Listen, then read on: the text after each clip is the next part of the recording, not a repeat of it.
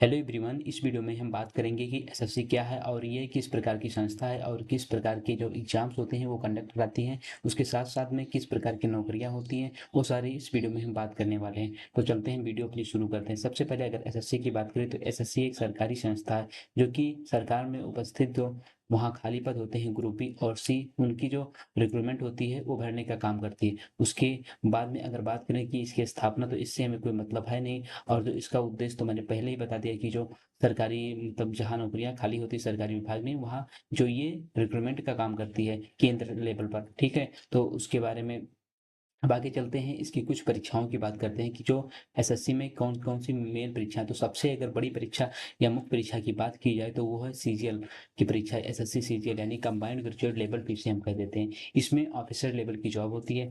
उसके बाद अगर नीचे बात करें तो इसके बाद में होता है सीएचएसएल होता है, और फिर उसके बाद में एमटीएस होता है, ये 10th लेवल होता है। इसके अभी आगे हम बात सबकी करेंगे कि किसमें कौन सी डिग्री मांगता है, किसकी क्या सैलरी होती है, ये सब बात करने वाले हैं आगे। पहले वैसे बता देते हैं कि कौन कौन सी नौकरियां होती है। एसएससी जीटी होती है, उसके बाद में जेई होती है। जेई में जो होता है जूनियर इंजीनियर, इसमें अलग से डिग्री मांगती है, जिससे डिप्लोमा हो गया या जो बीटेक हो गया टेक्निकल डिग्री मांगती है। उसके बाद में एसएससी सीपीओ हो गया। सीपीओ मतलब होता है एसएससी दिल्ली पुलिस में एसआई लेवल का जॉब होता है। ठीक है, तो आगे चलते हैं। अगर इसकी योग्यता एवं उम्र सीमा की बात करें तो कौन सी परीक्षा के लिए क्या मतलब योग्यता इसकी चाहिए और आयु सीमा क्या चाहिए वो आपके स्क्रीन पे लिखा है। तो सबसे पहले अगर सीजीएल की बात करें तो सीजीएल में चाहिए ग्रेजुएशन और 18 से 32 वर्ष। और इसमें जो एससी ओबीसी एसटी को जो अलग से छूट मिलता है वो छूट भी और ऐड करके भी आप ऐड कर सकते हैं। जैसे 32 से 5 साल के अगर किसी में छूट मिलता है तो 37 हो जाएगा।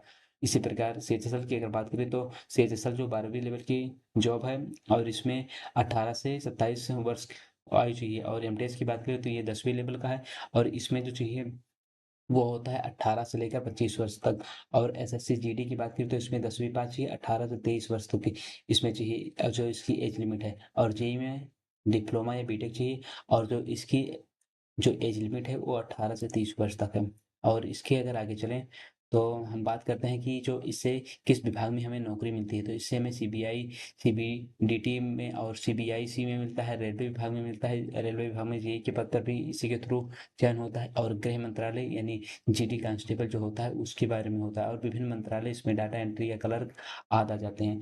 तो ये रही सारी जानकारी। और इसके बारे में अगर हम बात करें सबसे मेन इंपॉर्टेंट जो होता है वेतन, कि इसमें वेतन क्या मिलता है। ठीक है, तो उसमें अगर असिस्टेंट सेक्शन ऑफिसर यानी जो ये सीजीएल का जो पोस्ट है उसके बारे में ग्रुप बी में होता है। तो इसकी अगर बेसिक पे की बात करूँ तो 44,900 दिया गया है और 1,42,000 तक दिया जाता है। तो 44,000 बेसिक पे इसमें लिखा है, लेकिन ये 44,000 बेसिक पे जो है ये किसी को नहीं मिलता है, इससे ज़्यादा ही मिलता है। क्योंकि आप अगर ज्वाइनिंग के टाइम भी करेंगे तो कम से कम 60-65 हज़ार होगा। क्योंकि जो और अलग से भत्ता होता है वो इसमें जुड़ जाता है। अगर इनकम टैक्स इंस्पेक्टर की बात करें तो उसका भी वही सेम बेसिक पे है 44,900।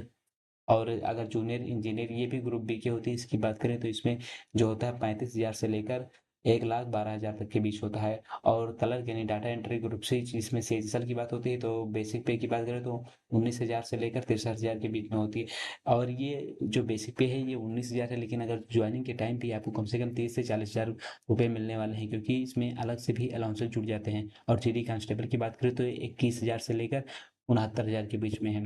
तो इसी प्रकार ये जानकारी आपको कैसी लगी। और अगर आपको किसी स्पेसिफिक चीज़ के भी बारे में जानकारी चाहिए या जो इसमें मैंने छोड़ दिया हो तो वो आप कमेंट कर दीजिए, हम आपको बता देंगे। तब तक के लिए थैंक यू। मिलते हैं अगले वीडियो में। वीडियो देखने के लिए आपका बहुत बहुत धन्यवाद।